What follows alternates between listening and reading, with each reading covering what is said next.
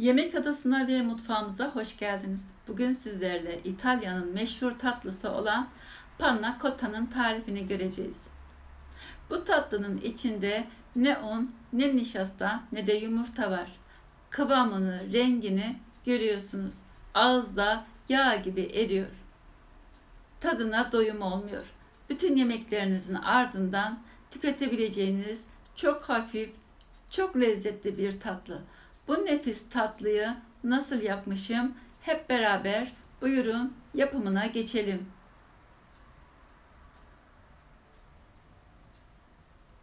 Öncelikle bir uygun tencerenin içine 1 su bardağı süt ekliyorum. Sütümüzün ölçüsü 200 milimlik. Bir pakette krema kullanıyorum. Kremamızın da ölçüsü 200 milimlik. Süt ile kremanın ölçüleri eşit.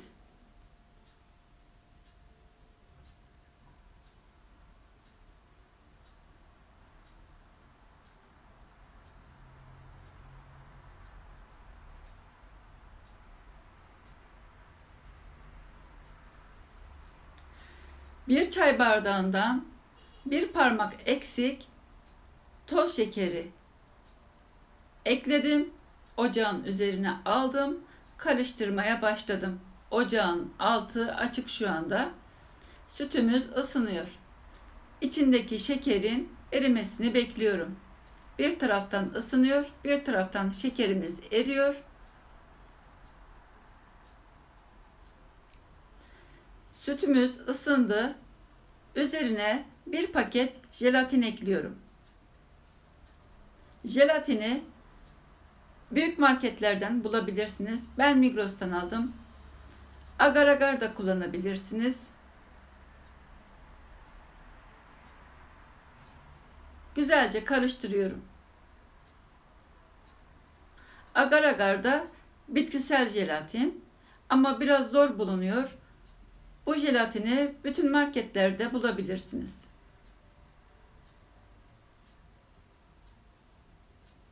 Güzelce karıştırıyorum.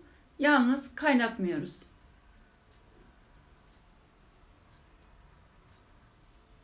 Evet, şekeri, jelatini içinde güzelce eridi. Zaten jelatin sıcak suda veya böyle sıcak sütün içinde eriyor.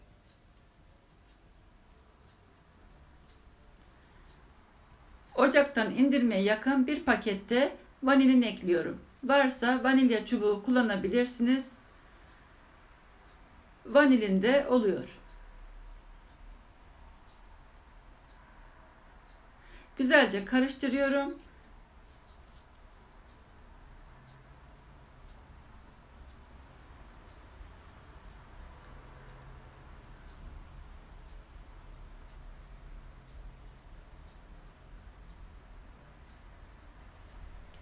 Tam kaynamaya yakın görüyorsunuz, köşelerinden kaynamaya başladı hafif hafif. Artık ocağın altını kapatıyorum. İstediğiniz kalıpları kullanabilirsiniz. Ben bugün sufle kaplarını kullanacağım. Öncelikle sufle kaplarını soğuk sudan geçirmeniz gerekiyor. Güzelce ıslatmanız lazım.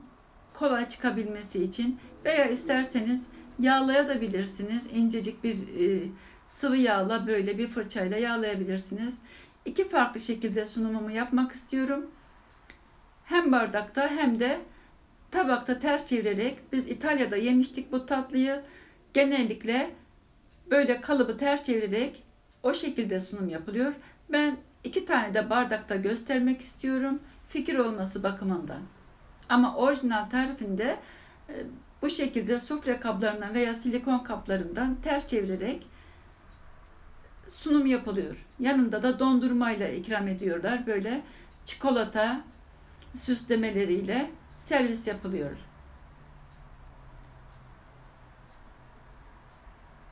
Tatlılarımızı dolaba bıraktım ılındıktan sonra 4 saat kadar dolapta bekleyecek. Biz daha önceden buzluğa çilek nasıl atılır videom var. Tarifini vermiştim. Bakınız tane tane hiç birbirine yapışmamış. Tadı da çok lezzetli. Bir tane tadına baktım. O günden beri hiç açmamıştım. Üzerine de yarım çay bardağı kadar toz şekeri ve ben yarım çay bardağından daha az 3-4 yemek kaşığı kadar su ekliyorum. Siz isterseniz yarım çay bardağı kullanabilirsiniz. Daha akıcı bir kıvamı olmuş olur. Ben katı kıvam istiyorum. Çok fazla tabağa yayılsın istemiyorum sosunun. Bu şekilde hepsini ocağa aldım. Güzelce karıştırıyorum. Çileklerin yumuşamasını bekliyorum.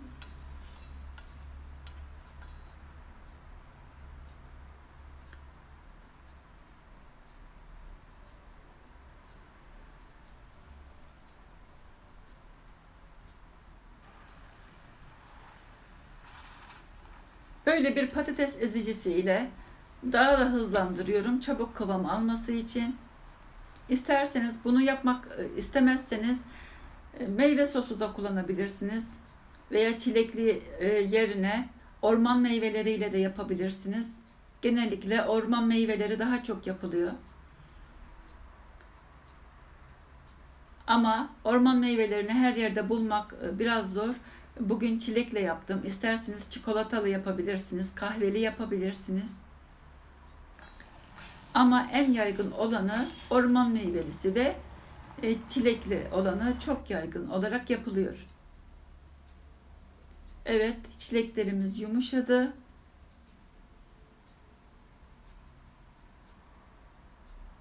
Şimdi bir el blenderı ile inceltiyoruz. Güzelce pürüzsüz bir kıvam alana kadar blenderdan geçiriyorum.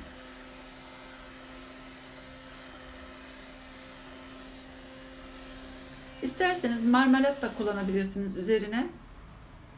Aynı şey neredeyse. İçinde nişasta kullanmadım sosunun da. Öyle daha rengi koyu, daha güzel, daha canlı oluyor diye nişasta kullanmadım içinde.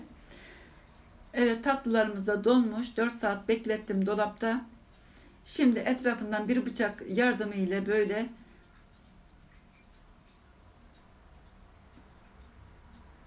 açıyorum. Havasını almaya çalışıyorum. O zaman rahatlıkla çıkacaktır. Evet, bu şekilde böyle bastıra bastıra havasını alıyorum. Ama yağlarsanız çok daha kolay çıkacaktır. Bu şekilde de çıkıyor.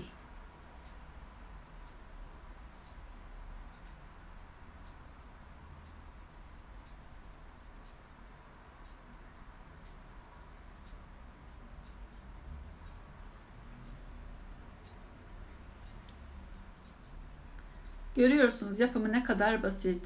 Ama çok güzel, çok lezzetli ve çok havalı, çok şık sunumlu güzel bir tatlı çeşidi.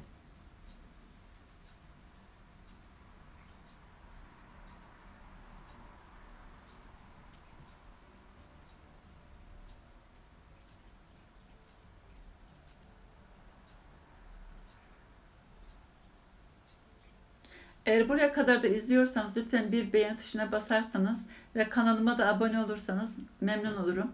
Sosunu gösterdiğim şekilde üzerinden köşesinden akıtarak hafif bu şekilde döküyorum. İşte dediğim gibi siz isterseniz daha sulu yapabilirsiniz. Ama ben fazla tabağa yayılsın istemiyorum. Bu şekilde kıvamını beğeniyorum. Bu şekilde yaptım. Yanlarına böyle evde rulo kat vardı. Onlarla süslüyorum. Siz istediğiniz gibi süsleyebilirsiniz. Üzerine fındık fıstık çok yakışır ama ben nane kullandım. Naneyi de kendim yetiştirdim. Pazardan alınan naneler nasıl evde çoğaltılır videosu var. Bakabilirsiniz bu şekilde. Elimin altında hep taze nane bulunuyor. Şimdi de bardaklarımızın üzerine sosumuzdan gezdirelim. Nefis oldu. Harika.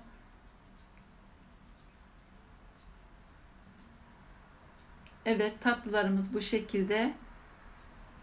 Tadına da baktım. Harika. Şimdi üzerine dondurmuş olduğum çilekten ortadan bölerek çilek eklemek istiyorum ki sosunun neden yapıldığı belli olsun diye bu şekilde çileklerle süsledim. Siz istediğiniz gibi süsleyebilirsiniz. Sunumunuzu istediğiniz gibi yapabilirsiniz.